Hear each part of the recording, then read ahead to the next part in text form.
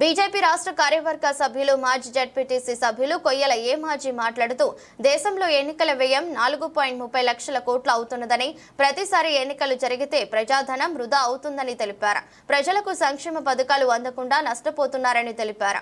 ప్రతిపక్షాలు తమ ఉనికి పోతుందని, ఒకే దేశం ఒకే ఎన్నికలను వ్యతిరేకిస్తున్నారని తెలిపారు.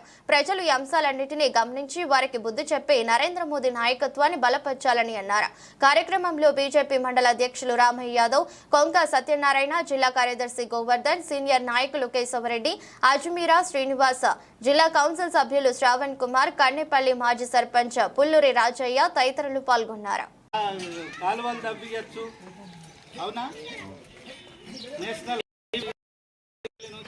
హైవే ఏ రకంగా ఉంది? మనం మంచిర్యాల నుంచి పోవాలంటే తర్వాత ఇట్లాంటి నేషనల్ హైవేలు ఇవన్నీ కూడా అవుతున్నాయంటే దానికి ఇప్పుడు అధికారంలో ప్రతి గ్రామానికి రోడ్లు, గ్రామీణ సడక్ యోజన కింద వస్తున్నాయి. ఈ రకంగా సంక్షేమ పథకాలు ప్రతి సంవత్సరం 5 ఏళ్లకోసారి 4,30,000 కోట్ల రూపాయలు మనం ప్రజలకు అభివృద్ధి కోసం కేటాయిస్తే దేశం అభివృద్ధి జరుగుతలేదా? మనమే లేదు. మరి ఎలక్షన్ ఖర్చుతోటి ఎలక్షన్ ఆఫీసర్లకు, ఆ డ్యూటీలకు పోయే వాళ్లకు, పోలీసులకు, మిగతా ఖర్చులకు, బ్యాలెట్ పేపర్లకు, వీటన్నిటికీ 20 లక్షల కోట్లు ఖర్చు అవుతూ ఉన్నాయి.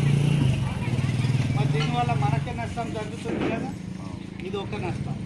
రెండవది, ప్రతిసారి 6 నెలలకోసారి ఎన్నికలు వస్తూ ఉంటాయి. ఎన్నికలు వచ్చినప్పుడల్లా ఎలక్షన్ కోడ్ ఉంటుంది.